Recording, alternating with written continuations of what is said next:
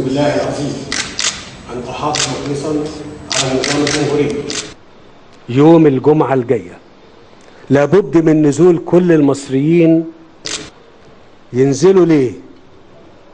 ينزلوا عشان يدوني تفويض وأمر بإني أواجه العنف والإرهاب المحتمل، وأن أحترم الدستور والقانون، تعطيل العمل بالدستور بشكل مؤقت، وأن أرعى مصالح الشعب رعاية كاملة.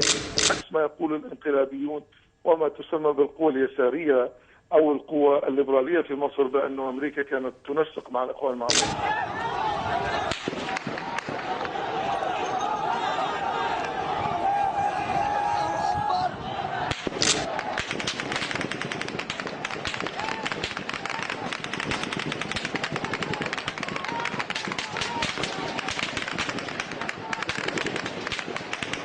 وأن أحافظ على استقلال الوطن وسلام الأراضي. ذكر شهود عيان من سكان العريش ورفح والشيخ زويد شمال سيناء أنهم شاهدوا 18 طائرة حربية إسرائيلية F-16 وهي تحمل علم كيان الاحتلال الإسرائيلي وهي تخترق الأجواء المصرية.